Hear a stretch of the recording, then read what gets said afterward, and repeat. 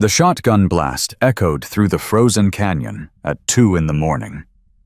Elena Cruz stood over a dying man, smoke curling from her grandfather's weapon, while 3 coyotes scattered into the darkness, their jaws still wet with his blood. She didn't know his name. She didn't know the bullet wounds weren't from any animal. She only knew that if she walked away, he'd be dead by sunrise. And 19-year-old girls in forgotten Wyoming towns don't save Hell's Angels without consequences.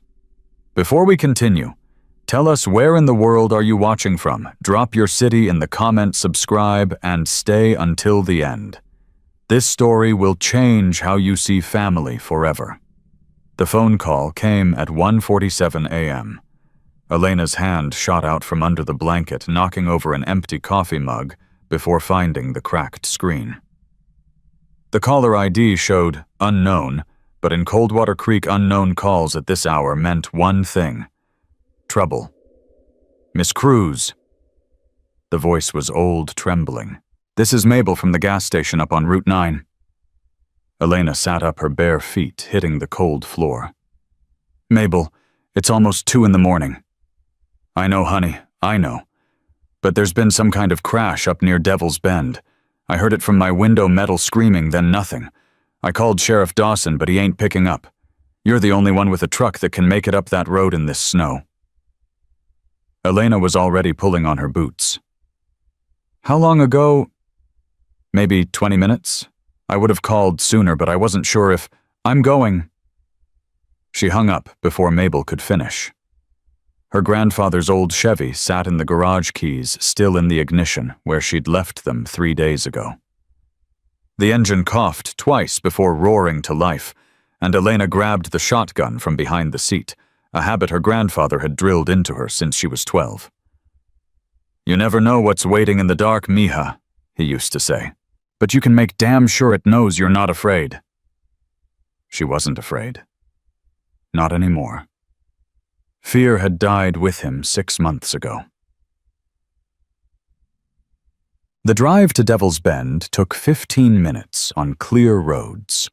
Tonight, with 3 inches of fresh snow and ice patches that gleamed like broken glass under her headlights, it took nearly 30. Elena gripped the wheel so hard, her knuckles turned white, leaning forward to peer through the windshield. She almost missed him. The motorcycle lay on its side at the edge of the cliff, one wheel still spinning slowly in the wind. The man was about 20 feet away, dragging himself through the snow with one arm, leaving a dark trail behind him. Blood. Too much blood. Elena slammed the brakes, threw open the door, and ran toward him without thinking. Hey, can you hear me? He didn't respond. His leather jacket was torn across the back, and even in the darkness she could see the wound's deep gashes across his shoulder. His leg bent at a wrong angle beneath the crushing weight of the fallen Harley. That's when she heard them. The coyotes.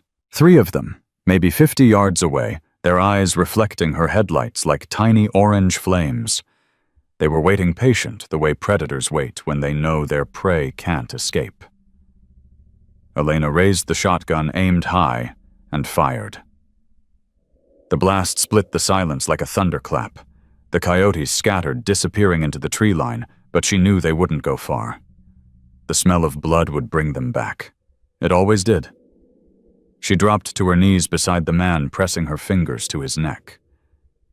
Pulse weak, but there. His eyes fluttered open, gray and unfocused, and for a moment he looked at her like she was a ghost. Don't move, she said. I'm going to get you out of here. Leave me. His voice was barely a whisper, rough with pain. They'll come back. The coyotes, I can handle coyotes. Not them. He grabbed her wrist with surprising strength. The men who did this. They'll come back. You need to run. Elena stared at him. Up close, she could see he wasn't just injured from the crash. There were burn marks on his arms, and the wound on his shoulder that wasn't from any animal. That was a bullet graze. "Who did this to you?" He didn't answer. His grip loosened, and his eyes rolled back. "Hey, stay with me." She slapped his face harder than she meant to. "What's your name? Tell me your name." "Crash," he muttered. "They call me Crash." "Well, Crash, you're not dying on my watch. You hear me?" She ran back to the truck, threw open the tailgate, and grabbed the emergency blanket and rope she kept for towing. When she returned, the coyotes had crept closer, their silhouettes visible at the edge of her headlight beams. Elena fired again, not at them, but close enough to send dirt and snow spraying across their path. They retreated, snarling. "I said get back." The man Crash was fading fast. She looped the rope under his arms and began dragging him toward the truck, her boots slipping on ice, her muscles screaming with effort. He was easily 200 pounds, maybe more, and every inch felt like a mile. "Come on, come on, come on!" She got him to the tailgate, and somehow God only knew how managed to heave him onto the truck bed. Her arms shook as she covered him with the blanket, and that's when she noticed the vest. Leather. Black. With patches she recognized from TV, from news stories, from her grandfather's old photographs. Hell's Angels. The winged skull stared up at her, stitched in red and white. Below it the words Black Ridge Chapter. Enforcer. Elena's breath caught in her throat. Her grandfather's voice echoed in her memory. "Some men live by a code most people don't understand, Mija. Doesn't make them bad, just makes them different." Chumps. She looked at the unconscious biker, at the blood soaking through the blanket at the bullet wound that told her someone wanted him dead. Then she climbed into the driver's seat and headed home. The garage behind her grandfather's shop was the only building in Coldwater Creek with a working heating system. Elena had spent the last 6 months living there, sleeping on a cot beside his old tool bench, unable to face the empty house they'd shared. Now that garage was a makeshift emergency room. She'd dragged Crash inside, laid him on the workbench, and cut away what was left of his shirt. The damage was worse than she'd feared. 3 bullet grazes, shoulder ribs, and hip. A compound fracture in his left leg where the motorcycle had pinned him. Cuts and bruises covering almost every inch of exposed skin. "You should be dead," she muttered, threading a needle with fishing line. "You know that, right?" He didn't answer. His breathing was shallow, ragged, but steady. Elena had learned field medicine from her grandfather, a skill he'd picked up in Vietnam, and passed down like a family heirloom. She'd stitched wounds before, set bones before, but never like this. Never on someone who looked like they'd been through a war. She worked for 3 hours straight, barely pausing to breathe. When she finally tied off the last stitch and wrapped his leg in a splint made from broken shelf boards, her hands were shaking so badly she could barely hold the gauze. Dawn was breaking through the garage windows when Crash finally opened his eyes again. "Where?" He tried to sit up and immediately collapsed back, groaning. "Don't move. You've got a broken leg, 3 bullet wounds, and about a dozen cuts that needed stitches. Moving is not on your agenda today." He turned his head slowly, taking in the garage, the tools, the oil stains, the faded poster of a 1965 Mustang on the wall. "Who are you?" Elena Cruz. You crashed about 5 miles from here. I found you before the coyotes finished what someone else started." His jaw tightened. "How much did you see?" "Enough to know those wounds didn't come from any crash." Silence. He stared at the ceiling, something dark and heavy moving behind his eyes. "You should have left me out there." "Probably." Elena pulled up a chair and sat down, crossing her arms. "But I didn't. So now you're going to tell me who shot you and why, because whoever did this might come looking for you. And if they do, I need to know what I'm dealing with." Crash turned to look at her, really look at her for the first time. She was small, maybe 5'4", with dark hair pulled back in a messy braid and eyes that held no trace of fear. Just exhaustion and something harder. Something that had seen too much too young. "You're not scared of me," he said. It wasn't a question. "Should I be? I'm Hell's Angels. Most people run the other way. Most people didn't grow up with a grandfather who rode with your club 30 years ago." That got his attention. "Who was he?" "Miguel Cruz. They called him Ghost." Crash's eyes widened. "Ghost. From the Reno chapter. You knew him." "Knew of him. Everyone did. He was a legend, one of the best enforcers the club ever had. Disappeared in the 90s, right before—" He stopped something clicking into place. "This is his shop." Elena nodded slowly. "He left the club to raise my mother. When she died, he raised me. Taught me everything he knew, how to fix engines, how to shoot, how to survive." "And where is he now?" The words stuck in her throat. "He died 6 months ago. Heart attack, they said." Crash watched her face carefully. "But you don't believe that?" "No." Her voice hardened. "I don't." The silence stretched between them, broken only by the wind rattling the garage door and the distant sound of a truck passing on the highway. Crash shifted on the workbench, wincing as the movement sent pain shooting through his leg. "You got any water?"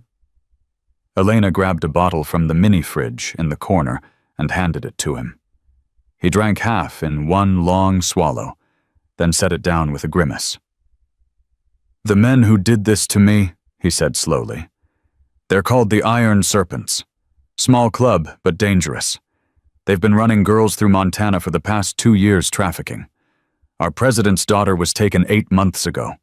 We've been hunting them ever since." Elena's stomach turned. "Trafficking? Young girls mostly? Some from reservations, some runaways? Easy targets. The cops can't touch them. Half the sheriffs in 3 states are on their payroll." He paused, his gray eyes meeting hers. "Including yours." The words hit her like a physical blow. "Sheriff Dawson." "That's the one. He's been feeding them information for years. Routes, schedules which cops to avoid. In exchange, they make sure certain problems disappear." Elena thought of her grandfather, the way he'd started asking questions in the weeks before his death. The late-night phone calls, the worried look in his eyes whenever he saw a patrol car drive past the shop. "You think he killed my grandfather?" "I don't know. But I know your grandfather was looking into something before he died. Something that made powerful people nervous. How do you know that—" Crash reached into his vest pocket, slowly, painfully, and pulled out a small leather notebook. The cover was worn, the pages yellowed with age. "This was in the evidence I was transporting. Names, dates, transactions. Everything the Iron Serpents have done for the past 5 years, including payments to local law enforcement." He opened the book to a marked page. "Miguel Cruz is mentioned 3 times. He was building a case, gathering evidence. Someone found out and stopped him." Elena took the notebook with trembling hands. Her grandfather's handwriting stared back at her, cramped, precise, unmistakable. "He knew," she whispered. "He knew what they were doing, and they killed him for it. I'm sorry." She looked up, tears burning in her eyes. "Don't be sorry. Tell me how to make them pay." Crash studied her for a long moment. "You're not ready for that fight." "Don't tell me what I'm ready for." "I'm not trying to insult you. I'm trying to keep you alive. The Iron Serpents have 40 members, heavy weapons, and connections in every county from here to the Canadian border. You're one girl with a shotgun and a grudge. I'm one girl who just saved your life. That has to count for something." He almost smiled. "It counts, but right now the best thing you can do is let me heal. Let me contact my club, and let us handle this the way it needs to be handled. And what am I supposed to do in the meantime? Sit here and wait for them to come finish what they started? They don't know where I am. You sure about that? As if on cue, Crash's phone buzzed from inside his jacket. Elena fished it out and looked at the screen. A text message. Unknown number. We know you're alive. We know where you are. Hand over the book or we burn the whole town down. Elena's blood ran cold. Crash grabbed the phone, read the message, and swore under his breath. They must have tracked the GPS before I turned it off. So they're coming. Yeah. He looked at her, and for the first time she saw real fear in his eyes. Not for himself, but for her. They're coming, and they won't stop until they get what they want. Elena thought about running, about throwing this stranger back out into the snow and pretending none of this had ever happened. Then she thought about her grandfather, about the notebook in her hands, about the girls who'd been taken while men in uniforms looked the other way. She stood up and walked to the gun cabinet in the corner. How many bullets do you think we'll need? Crash watched her load the shotgun, his expression shifting from disbelief to something that looked almost like respect. You're serious? They killed my grandfather. They tried to kill you. And now they're threatening my town. She racked the slide with a satisfying click. I'm not running. Not from them. Not from anyone. You'll die. Maybe. But not tonight. She tossed him a pistol from the cabinet. He caught it with his good hand, checking the chamber automatically. You know how to use that? She asked. I've been using it longer than you've been alive. Good. Because I have a feeling we're going to need all the help we can get. The first headlights appeared at sunset. Elena watched them from the garage window, a black truck moving slowly down the main road, its windows tinted too dark to see inside. It paused at the gas station, then turned toward her property. They're here, she said quietly. Crash had managed to pull himself into a sitting position against the wall, the pistol resting in his lap. His face was pale, slick with sweat, but his eyes were alert. How many? One truck. Can't tell how many inside. There'll be more. They always send scouts first. The truck stopped about 100 yards from the garage engine idling. For a long moment, nothing happened. Then the passenger door opened, and a man stepped out. He was tall, thin, with a face that looked like it had been carved from old leather. Tattoos covered his arms. Snakes, skulls, flames. He wore a vest similar to Crash's, but the patches were different. A coiled serpent with fangs bared. Iron serpents. He cupped his hands around his mouth and shouted, "We know you're in there, Crash, you and the girl. Come out now, and this doesn't have to get ugly." Elena's grip tightened on the shotgun. What do we do? Nothing. Yet. He's right there, and there are probably 2 more in that truck with rifles aimed at this door. The second you step outside, you're dead. The man outside waited, then laughed a cold, ugly sound. Have it your way. We've got all night. He turned back to the truck and pulled something from the bed. A jerry can. Elena's heart stopped. Is that gasoline? Crash's voice was grim. They're going to try to smoke us out. Or burn us alive. Yeah, that too. The man began walking toward the garage, unscrewing the cap. The smell hit Elena's nose before he was even halfway there, thick chemical, unmistakable. I need you to trust me, Crash said. Why? Because I'm about to do something very stupid and I need you to be ready when I do. What kind of stupid? He didn't answer. Instead, he raised the pistol, took aim through the window, and fired. The shot took the man in the knee. He went down screaming, the gas can rolling away into the snow. Immediately, gunfire erupted from the truck bullets, slamming into the garage walls, shattering glass, tearing through wood. "Down!" Crash yelled. Elena hit the floor, covering her head, as debris rained around her. The noise was deafening, overwhelming, nothing like the hunting trips her grandfather had taken her on. This was war, and she was right in the middle of it. The shooting stopped as suddenly as it started. Elena lifted her head slowly, ears ringing, heart pounding so hard she could feel it in her teeth. The garage looked like a war zone. Tools scattered windows, destroyed holes punched through the walls. "You okay?" Crash's voice seemed to come from very far away. "I think so. Good, because they're about to come through that door." She heard it then, boots crunching on snow, voices shouting commands. They were surrounding the building. "There's a back exit," she said. "Through the shop. It leads to the alley behind the hardware store. Can you make it? Can you?" He laughed, actually laughed, despite the blood soaking through his bandages. "Probably not, but you can. I'm not leaving you. You're not dying for me either. I already saved your life once. I'm not letting it go to waste."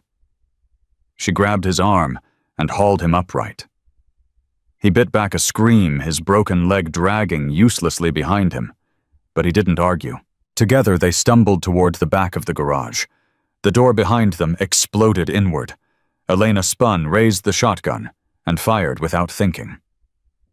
The first man through fell backward, clutching his chest. The second hesitated just long enough for Crash to put 2 rounds through the doorframe. "Go!" he shouted. "Go now!" They ran. Or rather, Elena ran while half-carrying a man twice her size through a maze of oil drums and engine parts. The back door was rusted stuck, and she had to kick it 3 times before it burst open into the cold night air. Behind them, more gunfire, more shouting. "The truck!" Crash gasped. "Can you hotwire it? I can hotwire anything." They rounded the corner of the building. The black truck sat 20 yards away, the wounded scout still writhing in the snow nearby. Elena didn't hesitate.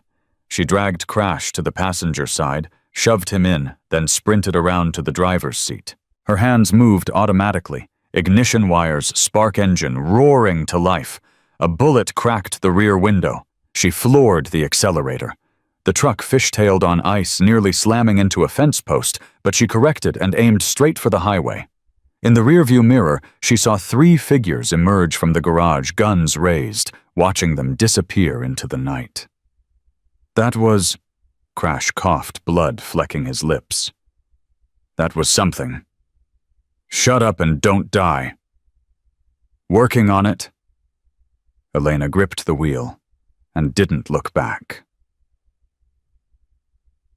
They drove for an hour in silence, taking back roads Elena had memorized years ago when she was learning to drive on her grandfather's lap. The adrenaline faded slowly, leaving behind a bone-deep exhaustion that made her hands shake on the wheel. "Where are we going?" Crash finally asked. "Somewhere safe. Or at least somewhere they won't find us tonight." "There's nowhere safe. Not from them."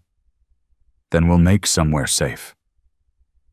He looked at her, really looked at her, and something shifted in his expression. "Why are you doing this?" "I told you. They killed my grandfather." "That's not enough. That's not enough to risk your life for a stranger." Elena was quiet for a long moment. "When I was 12, she said slowly, my grandfather took me up to Devil's Bend. Same place I found you. He told me that someday I'd have to make a choice, run from the darkness or face it. He said most people run. They tell themselves it's smarter, safer. But running just means the darkness catches someone else." She glanced at Crash, her eyes hard. "I'm done running. Whatever comes next, I'm facing it. And if that means helping you bring down the men who hurt us both, then that's exactly what I'm going to do." Crash studied her for a long moment. Then slowly he nodded. Your grandfather would be proud. I know. She turned back to the road. Somewhere in the distance, she could have sworn she heard the faint echo of motorcycle engines. But that might have been her imagination. Or it might have been the beginning of something none of them saw coming. The abandoned mine shaft had been Elena's secret since she was 14. Her grandfather had shown it to her during a hunting trip, pointing to the rusted entrance hidden behind overgrown brush. If anything ever happens, he'd said, you come here, nobody knows about this place. Nobody. She'd never understood why he'd been so serious that day. Now she did. Crash was barely conscious when she dragged him inside. His breathing had become shallow, irregular, and the bandages she'd wrapped around his wounds were soaked through with fresh blood. Stay with me, she said, lowering him onto a pile of old blankets she'd stashed here years ago. You don't get to die after I went through all that trouble. His eyes fluttered open. Bossy. Alive? There's a difference. She lit the emergency lantern and checked his wounds. The stitches had held, but the escape had torn something inside. He needed real medical care, not fishing line and vodka. There's a doctor, Crash said, reading her expression. In Millbrook, 20 miles east. Name's Harmon. He's patched up club members before. Can we trust him? More than anyone else right now. Elena grabbed the truck keys. Don't move. Don't make noise. Don't do anything stupid. What are you going to do? Get help. She was halfway to the entrance when his voice stopped her. Elena, she turned. If I don't make it, you're going to make it. If I don't, he pressed on. There's a GPS beacon sewn into my vest, inside the left pocket.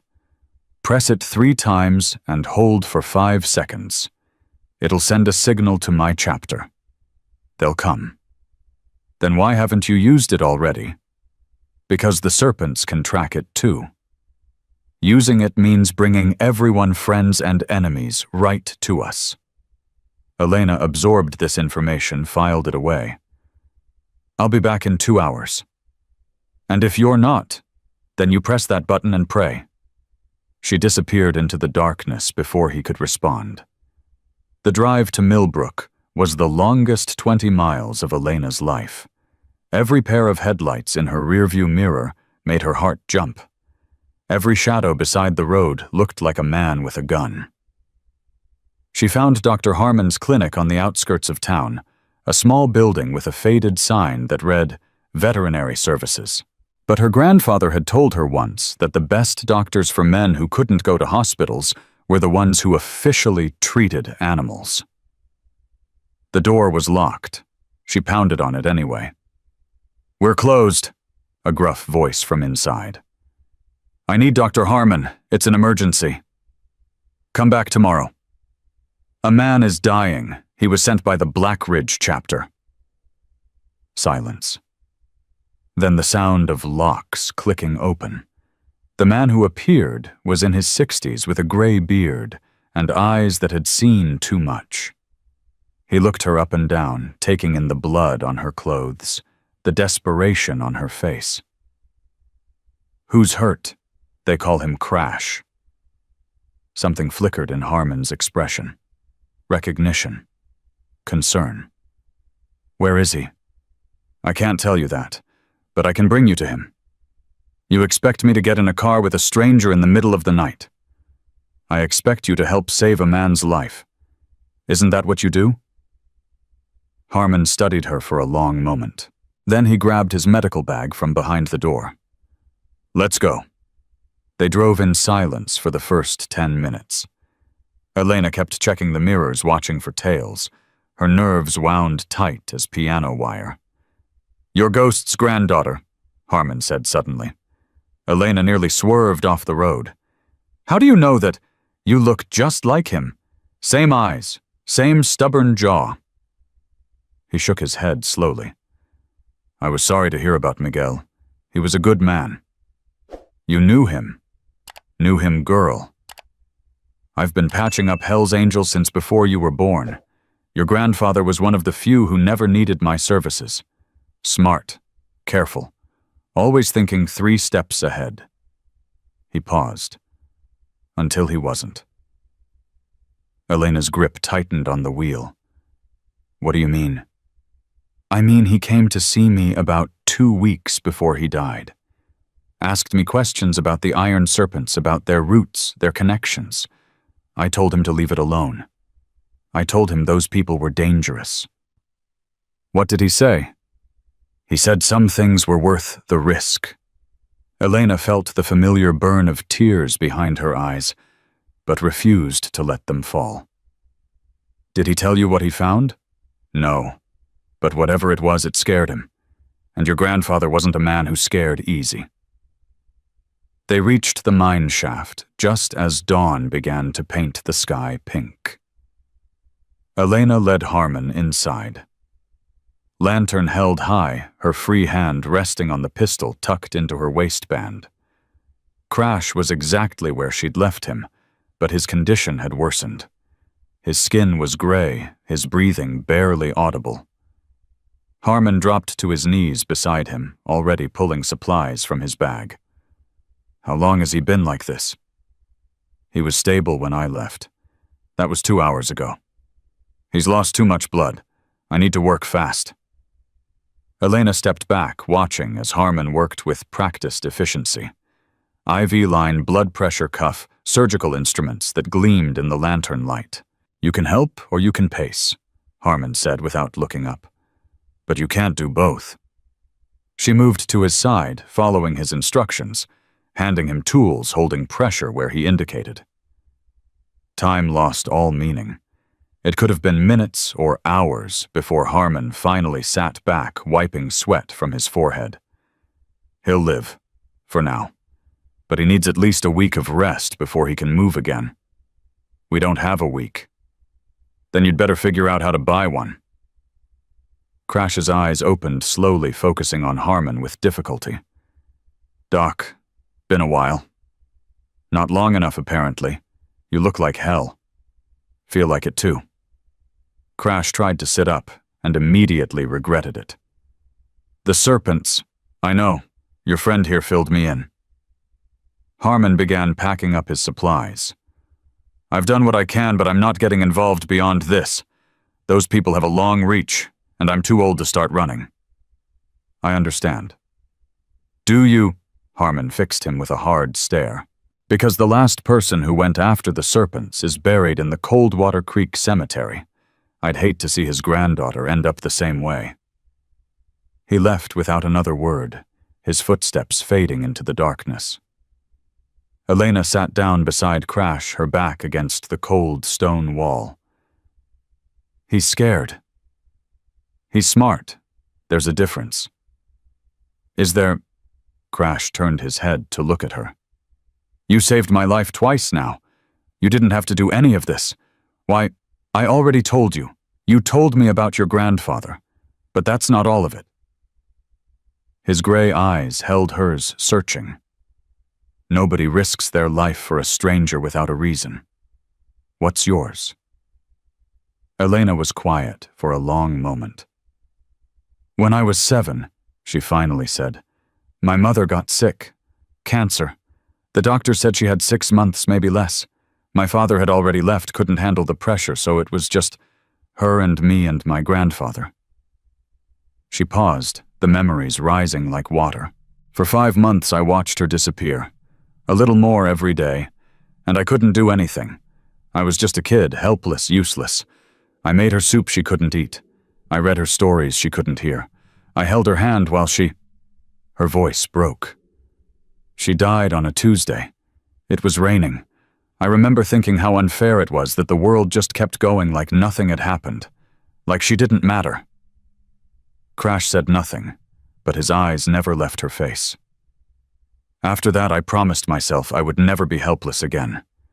I would never stand by and watch someone die if there was anything I could do to stop it. She looked at him, fierce and fragile. When I found you on that road bleeding surrounded by coyotes, I didn't see a stranger. I saw my chance to keep that promise. Elena, don't. She held up a hand. Don't tell me I'm brave or strong or any of that. I'm not. I'm just someone who's too stubborn to let the darkness win. Crash reached out and took her hand. His grip was weak but warm. Your grandfather was right about you. What do you mean? Before he died, he sent a message to our chapter. Said if anything happened to him, we should look out for his granddaughter. Said she was stronger than she knew. Elena stared at him. He knew he was going to die. He knew he was in danger. He just didn't know how close it was. The revelation hit her like a physical blow. Her grandfather hadn't just been investigating the serpents, he'd been preparing for the worst, preparing for her to be alone. The notebook, she said suddenly. You said it had his handwriting in it. What else does it say? Crash hesitated. Are you sure you want to know? Tell me. He reached into his vest and pulled out the worn leather book. His fingers found a specific page, and he handed it to her. Elena read the words in the lantern light, her grandfather's familiar script blurring through tears. If you're reading this, mija, then I'm gone. I'm sorry I couldn't tell you the truth while I was alive. I was trying to protect you, but some secrets are too heavy to carry to the grave. The iron serpents killed your father. He didn't leave us. He tried to stop them. They made him disappear. Everything I've done since that day has been about getting justice for him, for you, for all the families they've destroyed. I don't know if I'll succeed, but I know you will. You're stronger than I ever was, Elena. Stronger than you know. Finish what I started. I love you, always. Abuelo. The notebook fell from Elena's hands. Her father.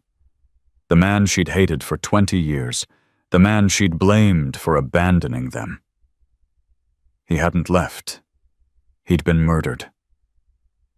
Elena! Crash's voice seemed to come from very far away. Elena, breathe. She couldn't breathe. The world was tilting, spinning, everything she'd believed crumbling like ash. He told me he left. Her voice was barely a whisper. He told me my father walked out and never looked back. He let me hate him for years. For years, he was protecting you. If you'd known the truth. I would have done exactly what I'm doing now. I would have gone after them. Exactly. And you were just a child. You wouldn't have stood a chance. Elena picked up the notebook, clutching it to her chest like a lifeline. I have a chance now. Elena, they took everything from me. My mother, my father, my grandfather. Everything. She looked at him, and there was nothing fragile left in her eyes. Only steel. I'm going to destroy them. Crash held her gaze for a long moment. Then slowly he nodded. Then we do it together.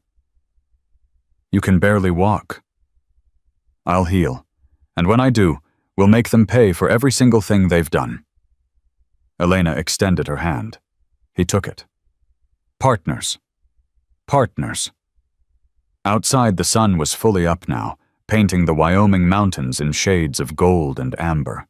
But inside the mine shaft, two broken people had just forged an alliance that would shake the foundations of an empire built on blood and silence. Neither of them knew yet just how high this conspiracy reached, or how many more sacrifices would be required before the end. Crash's phone buzzed. Elena tensed, immediately reaching for her gun. Easy. Crash checked the screen, his expression darkening. It's from an unknown number. Don't answer it. It's a text. He read it, and all the color drained from his face. What? What does it say? He turned the phone toward her. 3 words. We have Harmon. Below the text was a photo. The old doctor bound to a chair, blood running down his face. Behind him, a man in a serpent's vest held a gun to his head. Another message appeared. Bring us the notebook. Coldwater Creek, midnight. or we mail you pieces of him." Elena's blood turned to ice. Harmon. The man who'd just saved Crash's life. The man who'd known her grandfather. "It's a trap," Crash said. "Obviously. We can't go. We can't not go. Elena, they'll kill us both. And if we don't show up, they'll kill him. Then they'll come for us anyway." She stood up, pacing the small space. "At least this way we control the timing. We don't control anything. We're outgunned, outmanned, and I can barely stand. Then we don't go to fight." An idea was forming in her mind, dangerous and desperate. We go to negotiate. With what they want, the notebook. And we want Harmon, so we make a trade. They'll never honor it. They don't have to. They just have to believe we will. Crash studied her, something like admiration flickering behind the pain in his eyes. "You have a plan. The beginning of one." She knelt beside him, her voice dropping low. "That GPS beacon in your vest. You said it would bring your chapter. And the serpents. Right. So what if we trigger it at exactly the right moment?" Understanding dawned on his face. "Draw them into a war they're not expecting.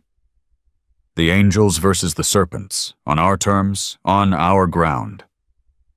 It's risky, if the timing's off. If the timing's off, we're dead anyway. At least this way we have a chance." Crash was quiet for a long moment. Then he reached into his vest and pulled out the beacon.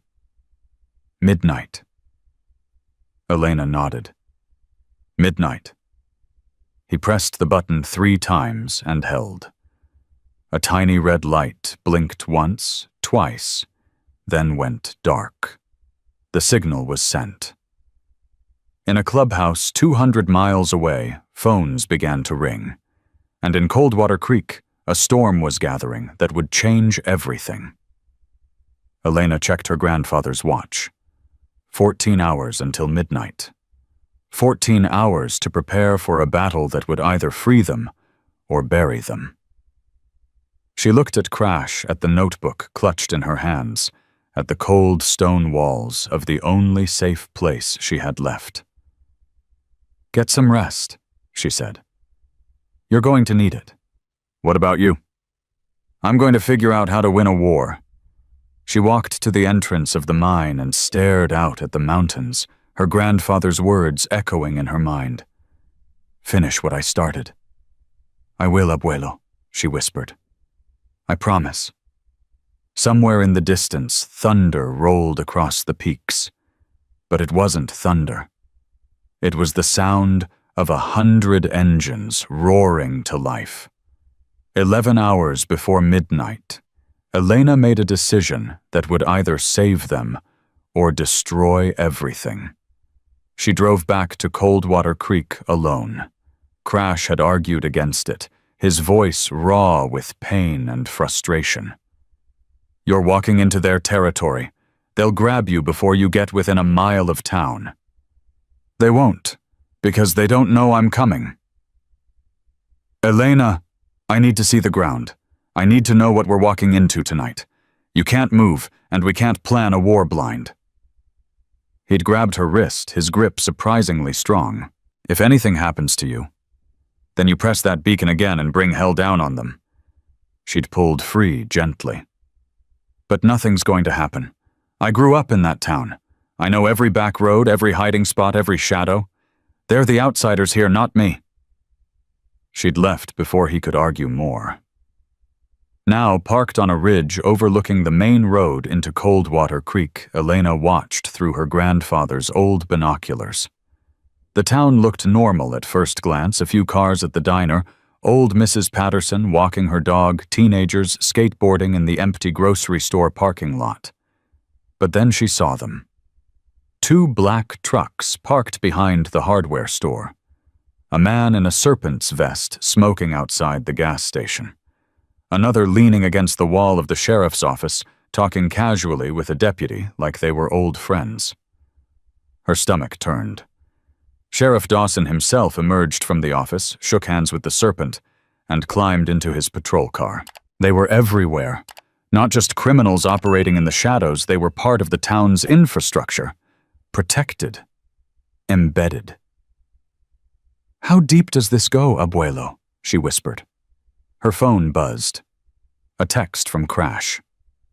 "Anything," she typed back quickly. "Serpents all over town. Sheriffs with them. At least 8 visible. Probably more." His response came immediately. "Get out of there." "Not yet. Need to find where they're keeping Harmon." "Elena, don't." She turned off her phone. Getting into town undetected required patience Elena didn't have.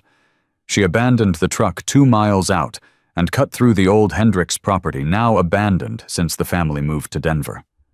The fence was rusted, easy to slip through, and the overgrown fields provided cover all the way to the back of Main Street. She emerged behind the barbershop, heart pounding, every nerve on fire. The sounds of normal life surrounded her, someone's radio playing country music, a dog barking, the distant rumble of a truck on the highway.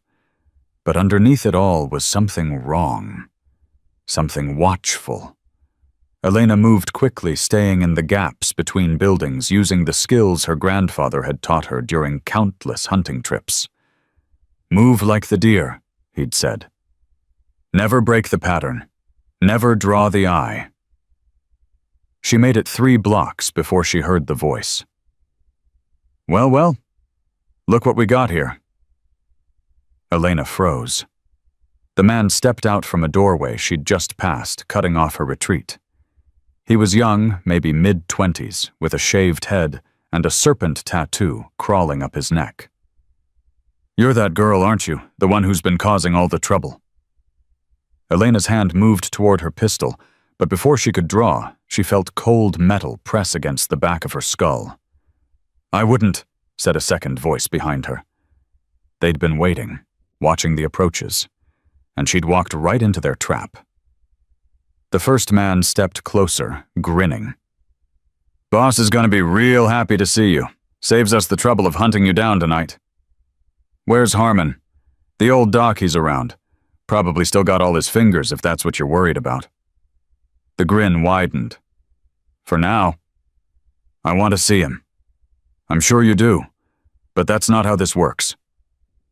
He grabbed her arm, his grip bruising. "You're coming with us. And if you scream, struggle, or do anything stupid, my friend here puts a bullet in your brain. Understand?" Elena understood. She also understood that she was running out of options. They marched her through the back alleys, past the boarded-up movie theater and the closed-down bank, until they reached a building she recognized with a jolt of nausea. Her grandfather's shop. The Iron Serpents had made it their headquarters. They shoved her through the door, and the familiar smell of motor oil and old leather hit her like a physical blow. But everything had been rearranged, corrupted. Her grandfather's tools were scattered on the floor. His photographs had been torn from the walls. In their place hung serpent banners, crude and triumphant. "Found her skulking around Main Street." Her captor pushed her forward. "Boss, meet Elena Cruz." The man in the center of the room turned slowly. He was older than she'd expected, late 50s, maybe 60, with silver hair pulled back in a ponytail and eyes the color of a frozen lake. His face was lined with scars, and his hands were adorned with rings that looked like they'd drawn blood more than once. "Miguel's granddaughter." His voice was soft, almost gentle. "I've heard a lot about you." "I've heard a lot about you too, none of it good." He smiled, but it didn't reach his eyes. "My name is Vincent Carrera. I run the Iron Serpents, and you have something that belongs to me. The notebook isn't yours." "No, but the secrets inside it are. Secrets that could destroy everything I've built." He stepped closer, studying her face like she was a puzzle to be solved. "You look like him, you know. Miguel.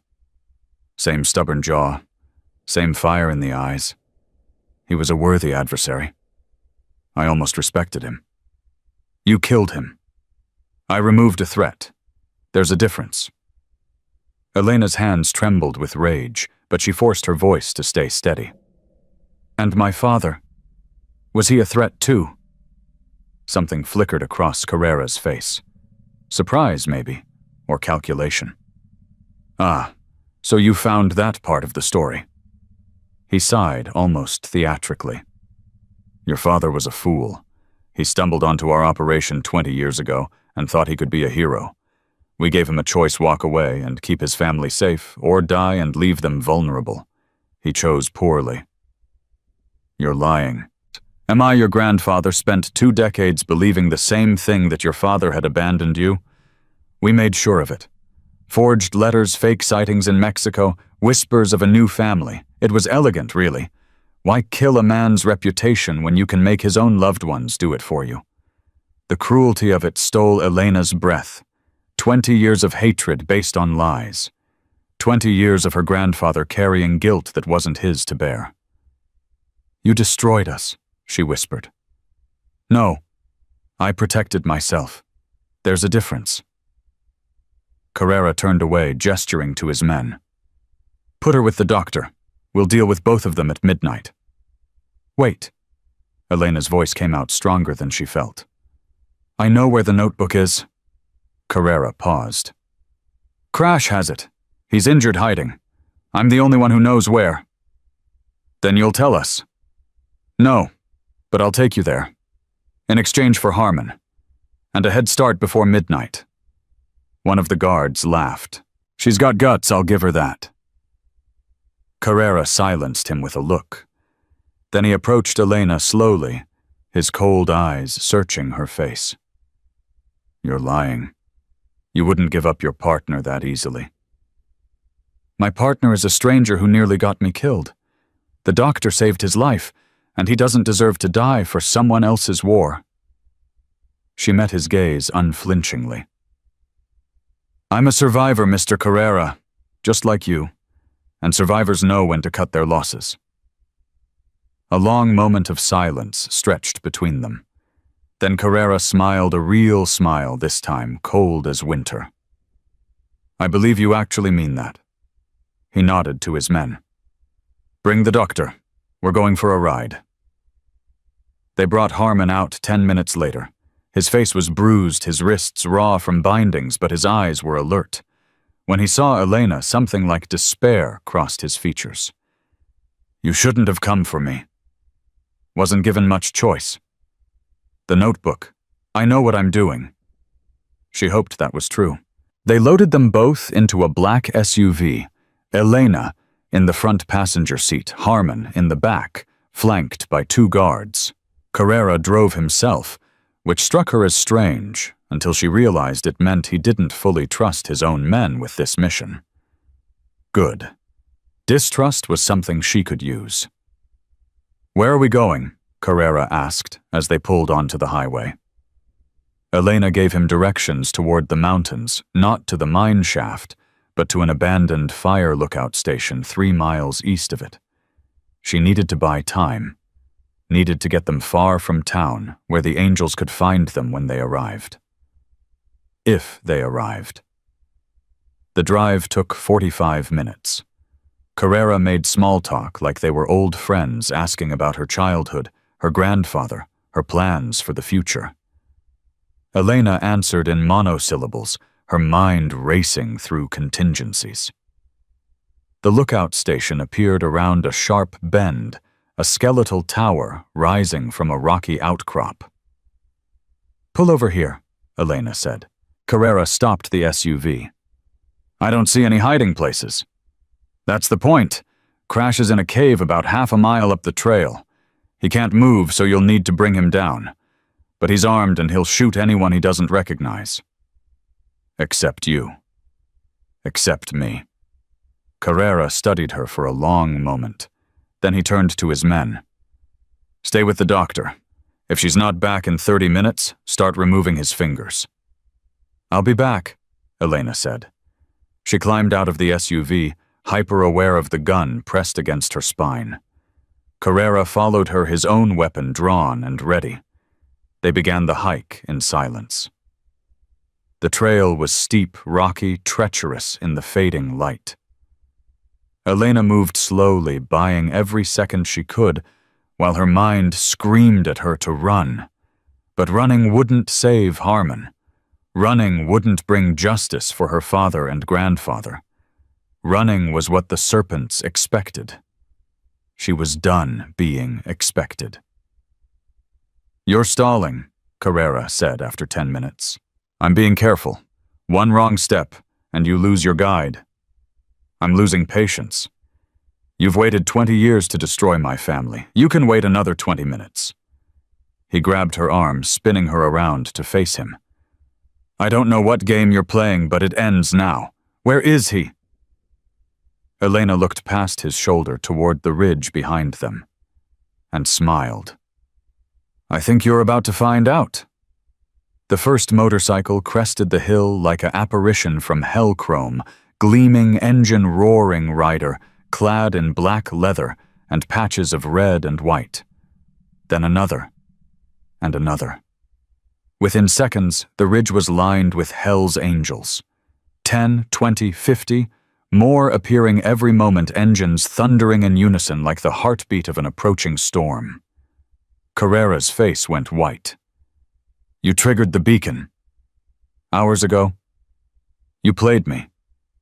I learned from the best." Elena's voice was ice. "My grandfather taught me that the best trap is one your enemy walks into willingly. You wanted the notebook so badly you didn't stop to think why I'd offer to help you find it." The angels began their descent, forming a loose circle around the outcrop. The lead rider, the president of the Black Ridge chapter, dismounted and removed his helmet. His face was weathered, his eyes ancient, and when he spoke, his voice carried the weight of 100 battles. "Vincent Carrera, been looking for you for a long time." Carrera still had his gun trained on Elena, but his hand was shaking now. "This is between me and the girl. Club business is exactly what this is. You killed one of ours. Who that broken-down enforcer, he's nobody. Not Crash." The president's eyes found Elena. "Miguel Cruz. Ghost. One of the founding members of the Black Ridge chapter before he retired. His granddaughter activated the emergency beacon. That makes this personal." Elena felt the words hit her like a wave. Her grandfather hadn't just ridden with the angels. He'd helped found them. "He never told me," she whispered. "He wanted you to have a normal life, away from all this." The president's expression softened for just a moment. "But blood doesn't forget, and neither do we." Carrera was backing toward the edge of the outcrop, now gun swinging between Elena and the approaching bikers. "I'll kill her. I'll kill her right now." "No," Elena's voice was calm. "You won't." She moved faster than he expected, a quick step inside his reach, her hand closing around his wrist, twisting the gun away just as her knee connected with his groin. He doubled over, gasping, and she brought her elbow down on the back of his neck. He hit the ground hard and didn't get up. Elena stood over him, breathing hard, her grandfather's training flowing through her muscles like muscle memory. "That was for my father," she said. "And this—" She kicked him once hard in the ribs. "That was for my abuelo." The angels closed in their shadows, falling across Carrera's crumpled form. "What do you want done with him?" the president asked Elena. She looked at the man who had destroyed her family, who had built an empire on trafficking and murder and lies. Part of her wanted to end him right there, put a bullet in his skull and walk away. But that wasn't justice. That was just another kind of violence. The notebook has everything. Names, dates, transactions. Enough to bring down his entire organization and every corrupt cop who protected them. She straightened her spine. "I want him to stand trial.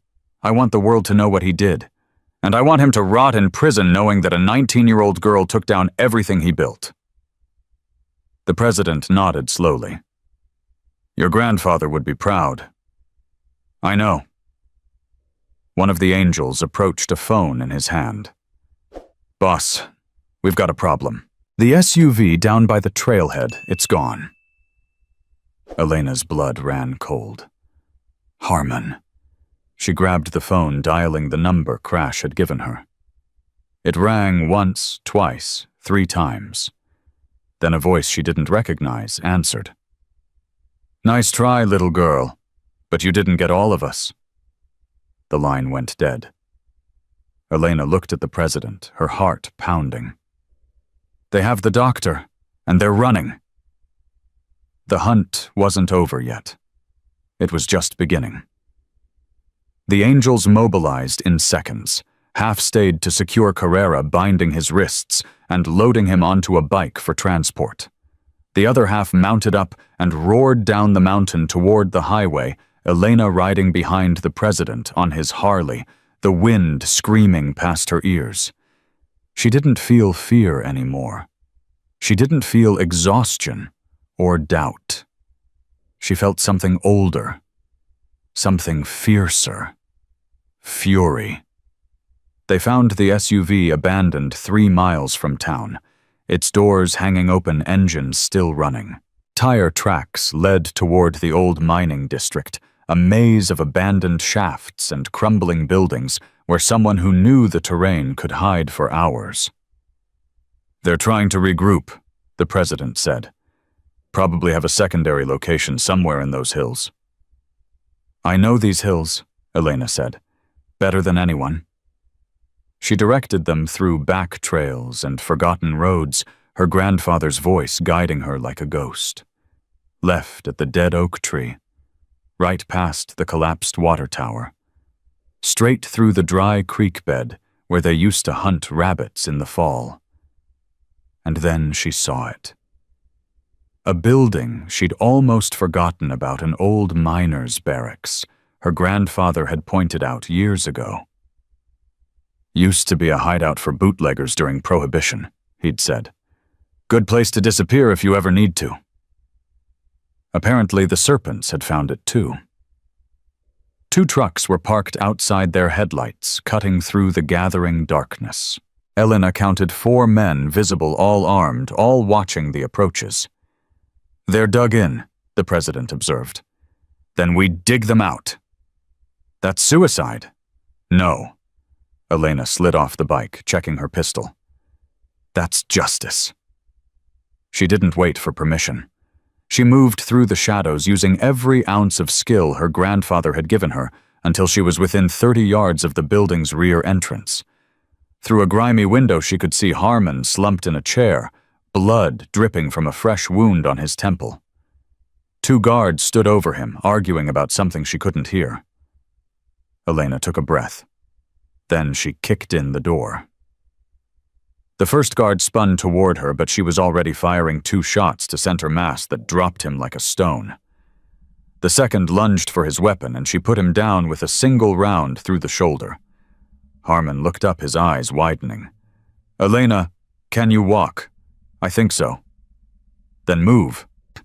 She hauled him to his feet, just as shouts erupted outside. The remaining serpents had heard the gunfire and were converging on the building. There's no way out, Harmon said. There's always a way out. She dragged him toward a side door she'd spotted through the window and found it blocked by a man twice her size, his fist already swinging toward her face. The blow connected, sending her sprawling.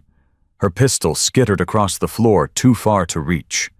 The man advanced, cracking his knuckles, grinning like he'd already won. End of the road, little girl. Elena spat blood and smiled. You sure about that? The wall behind him exploded inward. A Harley-Davidson crashed through the rotting wood, its rider flying off the seat and tackling the serpent to the ground. More angels poured through the gap, their war cries mixing with gunfire and chaos. Elena grabbed her pistol and pulled Harmon toward the breach. Outside, the night had become a battlefield. Chrome and steel and leather moved like a living tide, overwhelming the remaining serpents through sheer force of numbers. Within minutes it was over. Elena stood in the center of the carnage, Harmon leaning heavily against her, her breath coming in ragged gasps. The president approached her, blood spattered across his vest, but otherwise unharmed. "You're crazy," he said. "I learned from my grandfather." He laughed, actually laughed, and extended his hand. "Welcome to the family, Elena Cruz." She took it without hesitation. In the distance, the sound of sirens began to wail, but for the first time in months, Elena wasn't afraid of what was coming. She was ready. The sirens grew louder, cutting through the night like a warning. Elena counted 3 patrol cars screaming up the mountain road, their lights painting the trees red and blue. "We need to move," the president said. "Cops won't care who's right and wrong. They'll arrest everyone." "Let them come." Elena stepped forward, the notebook clutched in her hand. "These aren't just local cops. I called the FBI 2 hours ago." The president stared at her. "You did what?" "The number was in my grandfather's notebook. A contact he'd been building a case for. Someone he trusted." She held up the worn leather book. "Agent Sarah Mitchell, Organized Crime Division. She's been waiting for this evidence for 3 years." The first car skidded to a stop, and Elena braced herself for chaos. But instead of Sheriff Dawson's sneering face, a woman emerged, mid-40s, dark hair pulled back tight, a federal badge glinting in the headlights. "Elena Cruz." "That's me." Agent Mitchell approached slowly, her eyes scanning the scene, the bound serpents, the armed angels, the teenage girl standing in the middle of it all, like she belonged there. "Your grandfather spoke highly of you," Mitchell said. "He said if anything happened to him, you'd finish what he started." He was right. Elena handed over the notebook. Mitchell flipped through it quickly, her expression shifting from professional neutrality to something like shock. "This is everything. Names, accounts, routes, payoffs." She looked up. "Including Sheriff Dawson. Page 47. He's been on their payroll for 12 years. Mitchell signaled to her team. More federal vehicles were arriving now, filling the mountain clearing with organized chaos. Serpents were being loaded into transport vans. Evidence was being tagged and bagged. "We'll need your statement," Mitchell said. "And his." She nodded toward Harmon, who was being treated by a paramedic.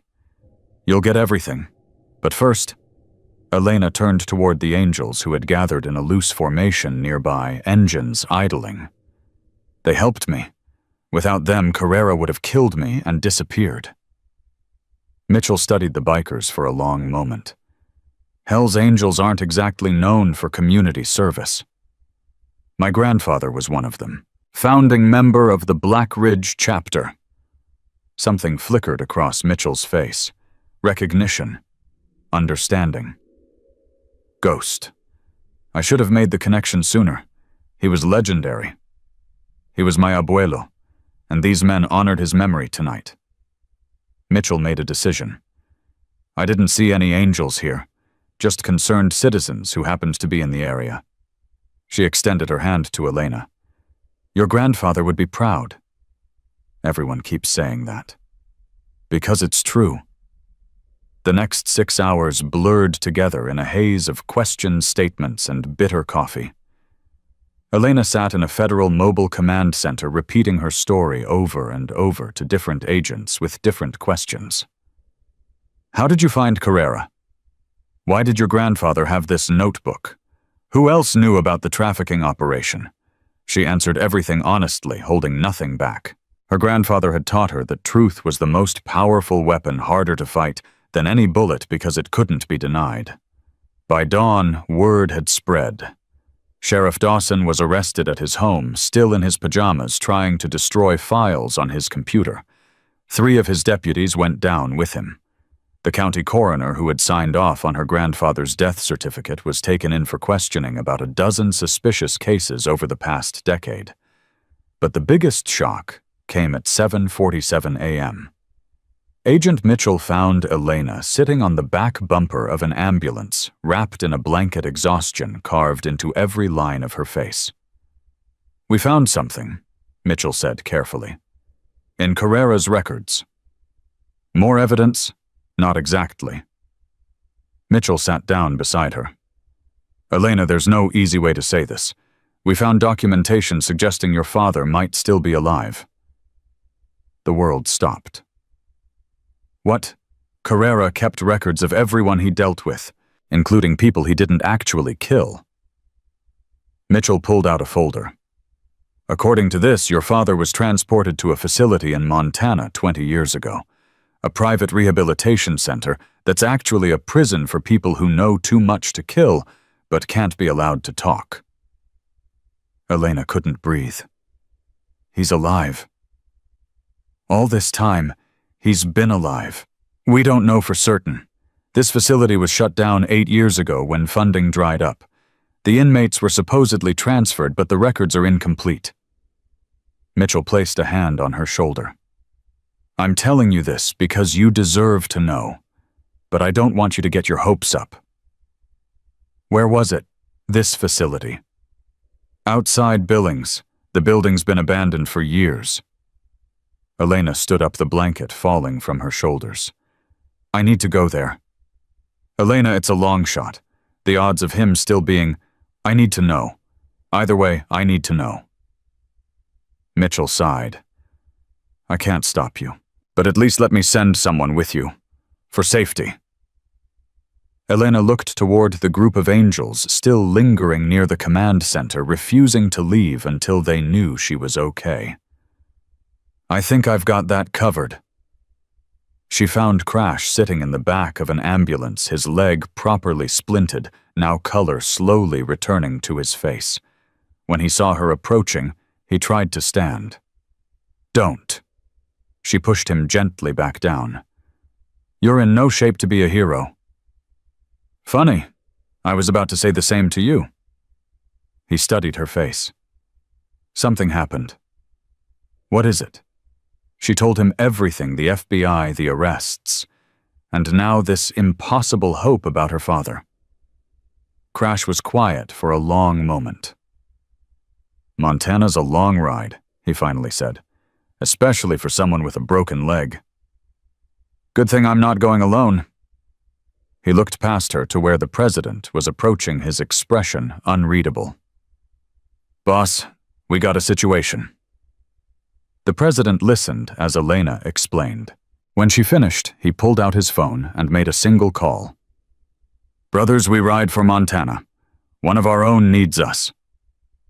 Within 30 minutes, 40 angels had assembled for the journey.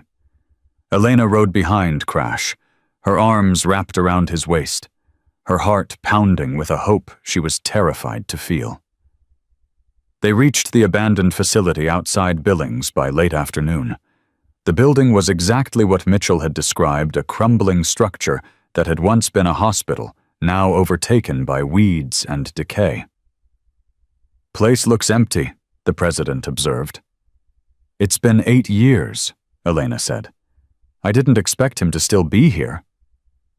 "Then what are we looking for? Answers, records, anything that tells me where they took him." They spread out through the building, flashlights cutting through the darkness. Elena found herself drawn to the basement, a maze of narrow corridors and locked doors that her grandfather's lock-picking lessons made short work of. In the third room she searched, she found a filing cabinet. Rusted, dented, but still intact. Inside were patient records, dozens of them, each one documenting a person who had officially ceased to exist. She flipped through them frantically until she found it. Patient not under 47. Marco Cruz. Her father's photograph stared up at her, younger than she'd imagined, with her eyes and her grandfather's stubborn jaw. Alive. Real. Not a ghost or a memory, but a man who had existed in this place for years while she grew up believing he'd abandoned her. The file documented his time at the facility, medical treatments, psychological evaluations, transfer orders. And then, on the final page, a note dated 8 years ago. Patient transferred to secondary location. Clearwater Farm. Status ongoing. Elena's hands shook. Crash. He found her minutes later limping down the corridor with 2 other angels as backup. What did you find? She showed him the file, unable to speak through the emotion choking her throat. Crash read it quickly, his expression hardening. Clearwater Farm. I know that name. What is it? It's supposed to be an agricultural rehabilitation center, work farm for low-risk offenders. But there have been rumors for years that it's something else, a place where people disappear. Where is it? About 60 miles from here. But Elena... He grabbed her arm as she turned to leave. If your father is there, he's been a prisoner for 20 years. We don't know what condition he'll be in. We don't know if he'll even recognize you. I don't care. Tears were streaming down her face now, but her voice was steel. He's my father. He didn't leave us. He's been suffering while we hated him for something he never did. I'm getting him out. Crash looked at her for a long moment. Then he nodded. Then let's go get your dad. Clearwater Farm was exactly what it pretended to be on the surface, a sprawling property with fields and barns and workers moving slowly under the afternoon sun. But Elena noticed the fences were too high, the guards too numerous, the workers too silent. This wasn't rehabilitation. This was imprisonment. The president pulled up beside her, his engine idling low. How do you want to play this? I walk in the front door and ask questions. If they don't like my questions, then we do it your way. And if they just shoot you, then you definitely do it your way. She dismounted before anyone could argue, walking toward the main gate, with nothing but her grandfather's badge in her pocket, the one she'd found in his belongings after he died, the one that marked him as a Hell's Angel for life. A guard stepped forward, hand on his holster. This is private property. You need to leave. I'm looking for my father, Marco Cruz. I have reason to believe he's being held here against his will. The guard's face flickered just for a moment, but Elena caught it. There's no one here by that name. Then you won't mind if I look around. Lady, I'm going to ask you one more time to leave before what? The president's voice cut through the air as 40 motorcycles rumbled closer, forming a wall of chrome and leather behind Elena. Before you make a real bad decision. The guard's hand dropped from his holster. His eyes darted toward the main building, looking for guidance, finding none. I don't want any trouble, Elena said calmly. I just want my father. Give him to me, and we leave peacefully. Make this difficult, and I promise you every federal agent from here to Washington will be on your doorstep by morning. I've got the FBI on speed dial and a notebook full of evidence that connects this place to Vincent Carrera's trafficking operation. Your choice. The guard's face went pale. Wait here. He disappeared into the building. 5 minutes passed. 10. Elena's heart hammered against her ribs. Then the door opened again, and a man walked out. He was thin, too thin, with gray hair and a beard that hadn't been trimmed in weeks. His clothes hung loose on a frame that had once been strong, and his movements were slow, uncertain, like someone who had forgotten how to exist in open spaces. But his eyes were hers. Elena. His voice cracked on her name like he wasn't sure he was allowed to say it. Is that really? She ran. The distance between them disappeared in seconds, and then she was in his arms, sobbing against his chest, 20 years of grief and anger and loss pouring out of her in a flood she couldn't control. I thought you left us, she choked. I thought you didn't want us. Never. His arms tightened around her, his own tears falling into her hair. Never, mija. Not for a single day. They told me you and your mother were dead. They said your grandfather had died in a car accident. I had nothing to live for except the hope that someday the truth would come out. Mama's gone. She died when I was 7. Cancer. She felt him shudder. And your grandfather? 6 months ago. They killed him because he was getting too close to the truth. Marco pulled back, holding her face in his hands, studying her like he was memorizing every detail. But you found it. The truth. You're here. I had help.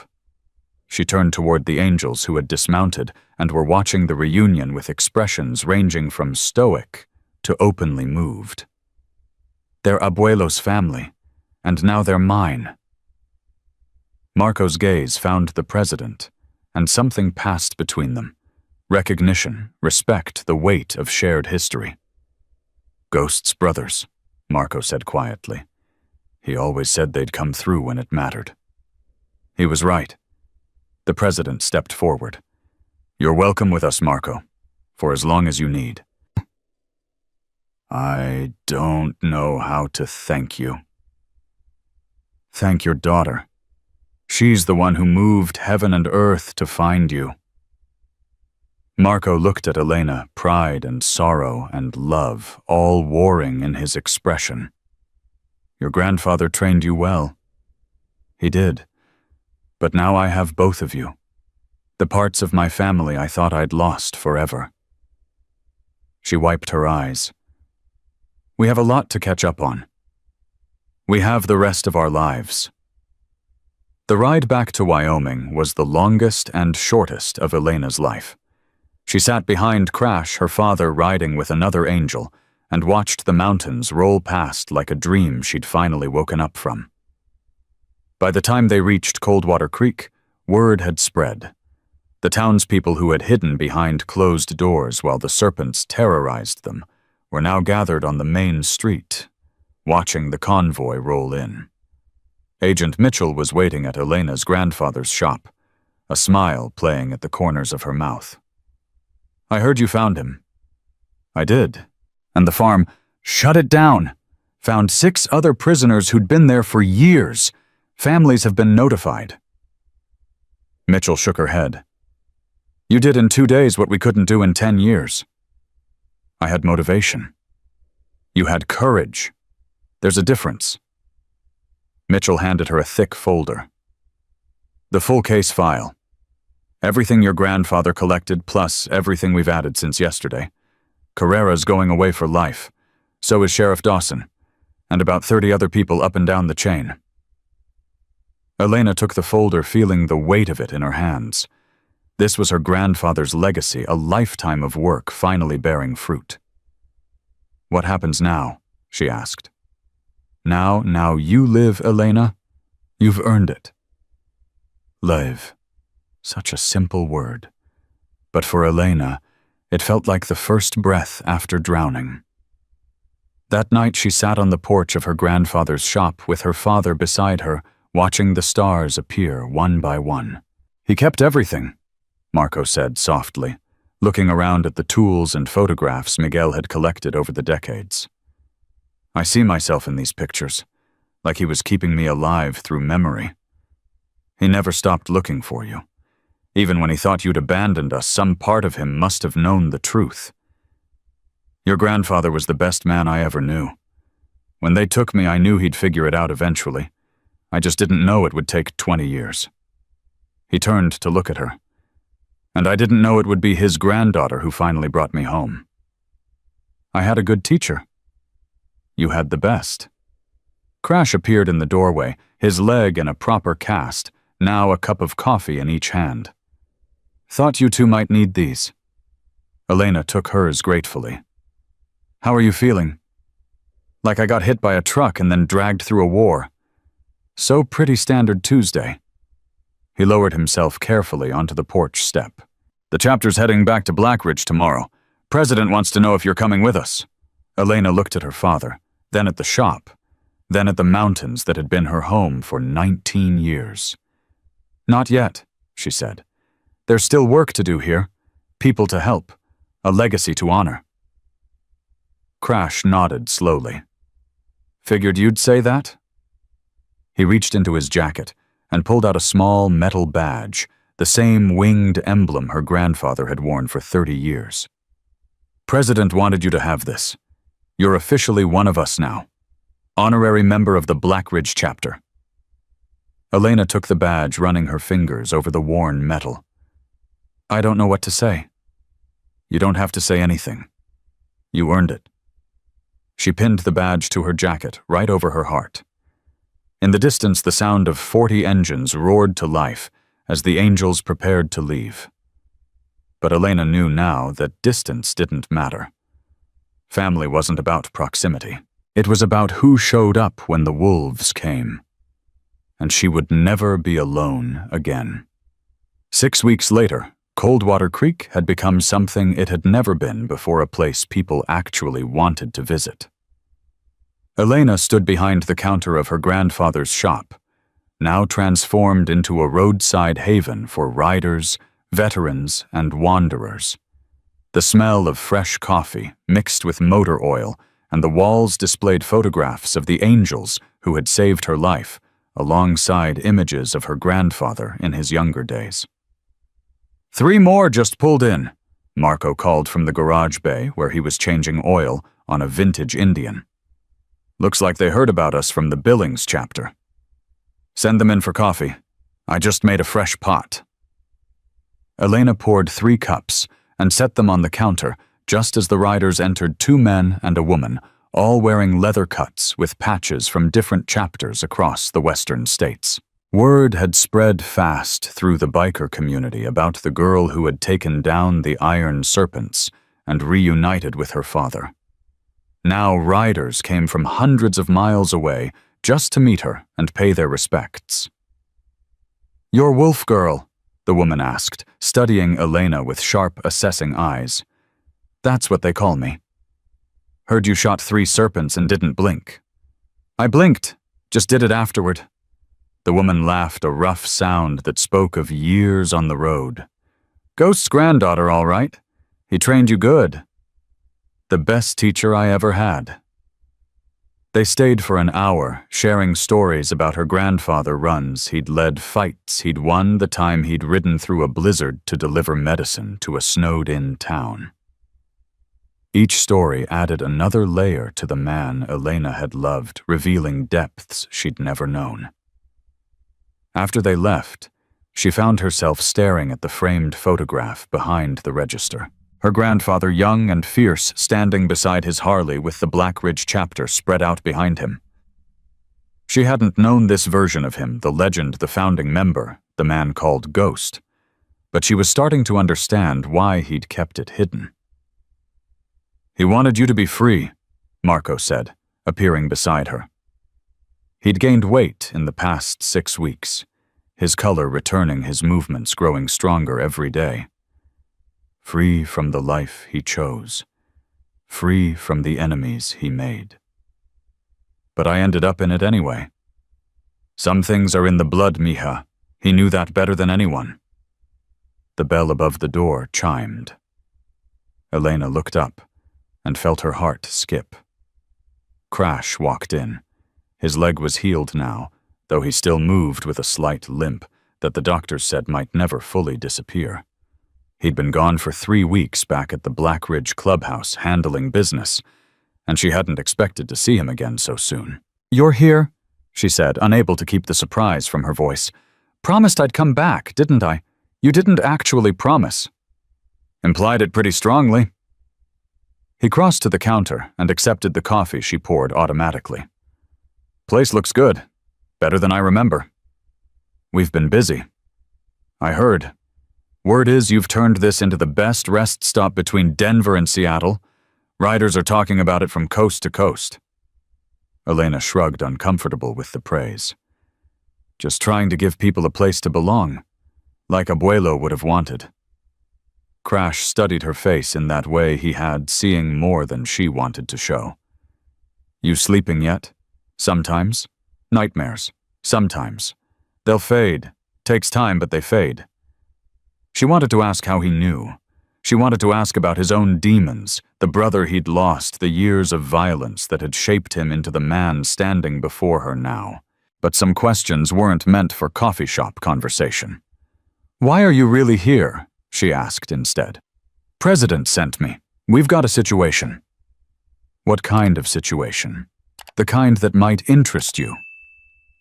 He pulled out his phone and showed her a photograph. A young woman, maybe 16, with hollow eyes and bruises that makeup couldn't hide. "Her name's Jessica. She was one of the girls the serpents were trafficking. We found her in a safe house outside Portland." "Is she okay?" "Physically, she's healing, but she won't talk to anyone, won't eat, won't sleep. The counselors are doing their best, but she's slipping away." "What does this have to do with me?" "She asked for you." Elena frowned. "I don't understand. I've never met her." "No, but she knows your story. Everyone does now. The girl who took down the serpents. The girl who wasn't afraid to fight." Crash set down his coffee. "She thinks you're the only one who might understand what she's been through." "I'm not a counselor. I don't know anything about trauma or therapy, or, you know about survival. You know about being alone and scared and feeling like nobody in the world gives a damn, whether you live or die." His voice was gentle, but firm. "Sometimes that's enough." Elena looked at her father, who had been listening from the garage doorway. "Go," Marco said quietly. "This is what he trained you for. Not just to fight, but to protect. To help people who can't help themselves." "What about the shop?" "It'll be here when you get back. So will I." She turned to Crash. "When do we leave?" "Now, if you're willing." She was willing. The ride to Portland took 2 days. Elena rode behind Crash on his rebuilt Harley, the wind erasing everything except the road ahead and the warmth of his back against her chest. They stopped at chapter houses along the way, greeted by brothers who treated her like family. She'd known her whole life. At each stop, someone had a story about her grandfather. Ghost riding through enemy territory to rescue a fallen brother. Ghost standing up to corrupt cops before anyone else dared. Ghost living by a code that put loyalty above everything, even when it cost him. By the time they reached Portland, Elena felt like she knew him in ways she never had before. The legend had merged, with the memory creating something complete.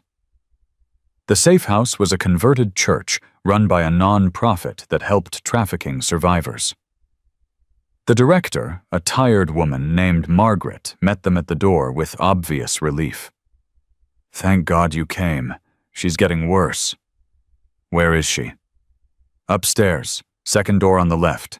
She hasn't eaten in 3 days." Elena climbed the stairs alone, her boots echoing in the quiet hallway.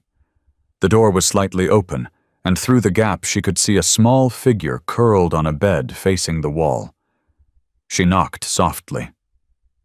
"Jessica?" No response.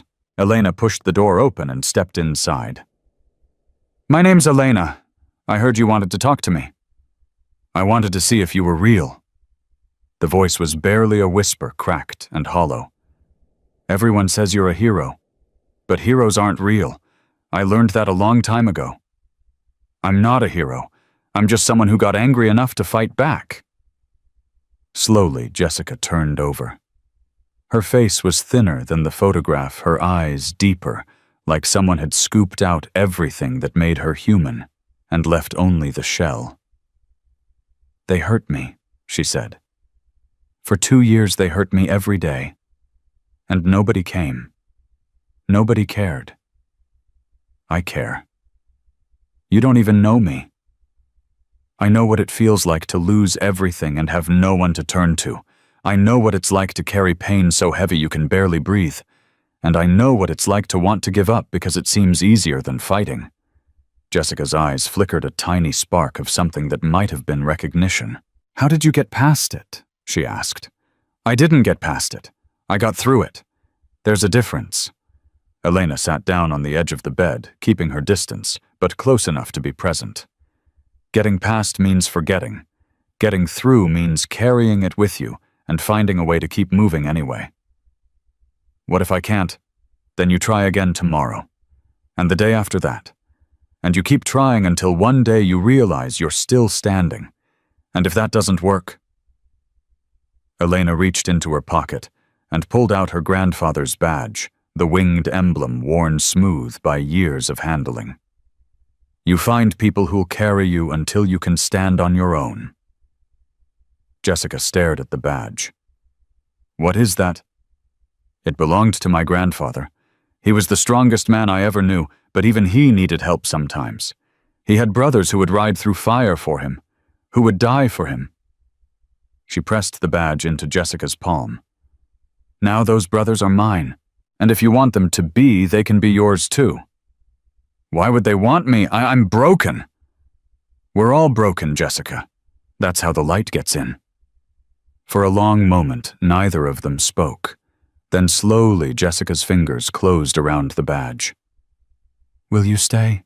She whispered. Just for a little while, as long as you need. Elena stayed for 3 days. She didn't try to counsel Jessica or heal her or fix what the serpents had broken. She simply existed beside her eating when Jessica ate sleeping, when Jessica slept sharing stories about her grandfather and father and the family she'd found among the angels.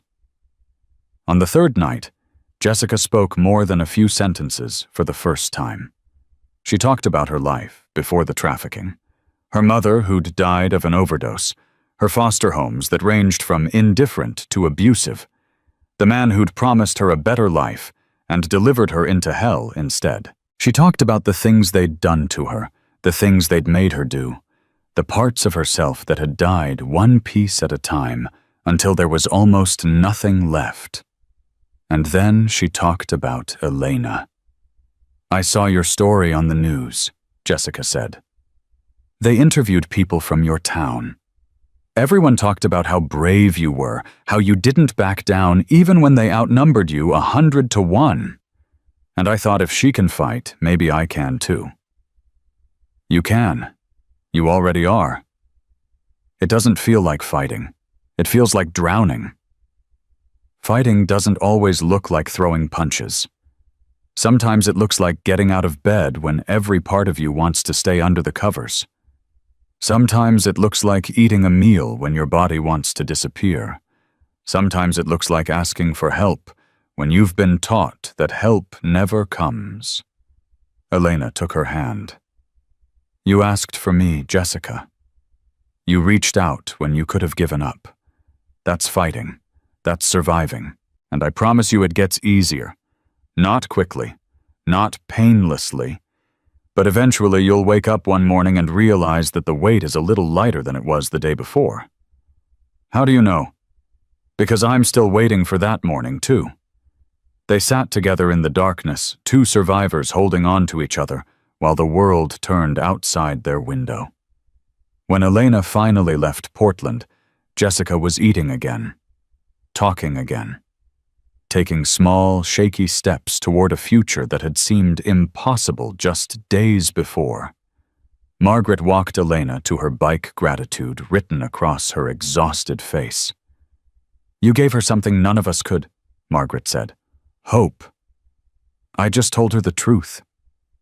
That's the same thing, isn't it? Elena rode back to Coldwater Creek alone. Crash had left the day before, called back to Blackridge for club business, but he'd promised to return for the anniversary. The anniversary. 1 year since her grandfather's death. 1 year since the night that had started everything.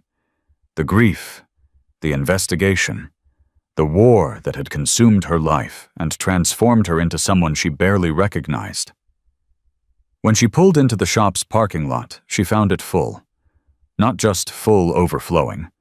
Motorcycles lined the street for half a mile in every direction. Angels from a dozen chapters gathered in numbers she'd never seen outside of a national run. And in the center of them all, standing beside her rebuilt grandfather's Harley, was her father. What is this? Elena asked, dismounting slowly. Your grandfather's memorial, Marco said. The one he never got. The one he deserved. The president of the Blackridge chapter stepped forward, his face solemn beneath his weathered features. "We ride for Ghost today," he said, his voice carrying across the assembled crowd.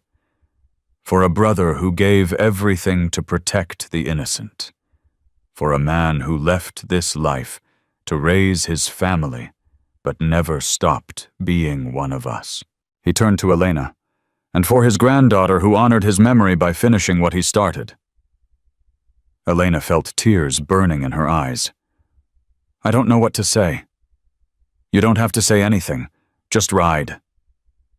They mounted up 200 motorcycles, maybe more, their engines shaking the earth like thunder from the gods. Elena climbed onto her grandfather's Harley, the one Marco had spent weeks restoring to its former glory, and felt the rumble of the engine pass through her bones.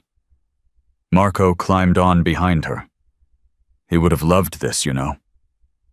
"I know." The convoy rolled out of Coldwater Creek, heading toward the mountains where her grandfather had taught her to shoot, to hunt, to survive. Where he'd shown her the mine shaft that would save her life. Where he'd told her stories about the men who would become her brothers. At the summit, they stopped. Elena stood at the edge of the cliff, looking out at the valley below, while 200 angels formed a circle behind her. "He always said the view from here made him feel small," she said quietly. "Small and free, like all the problems in the world couldn't touch him, as long as he had the road and the sky and his family beside him." She pulled a small box from her jacket, her grandfather's ashes saved for this moment. "I'm going to let you go now, abuelo, but I want you to know everything you taught me, everything you sacrificed. It mattered. It saved lives.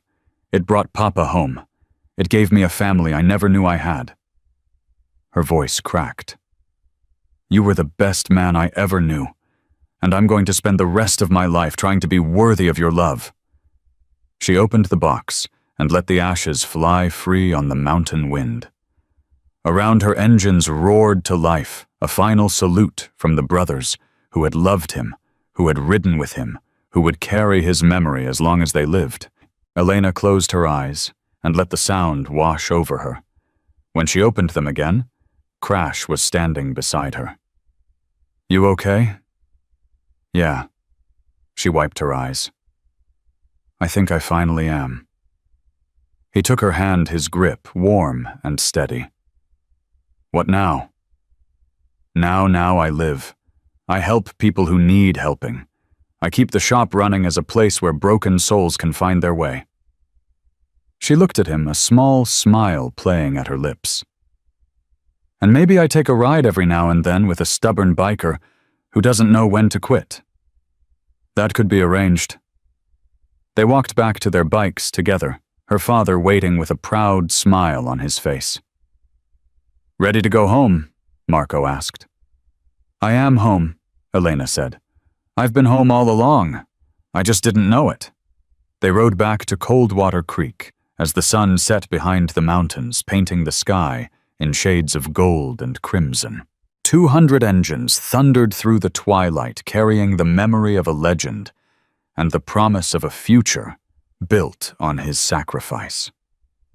Elena Cruz Wolf Girl, guardian angel.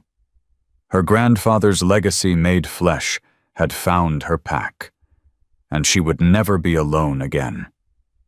Because family isn't blood.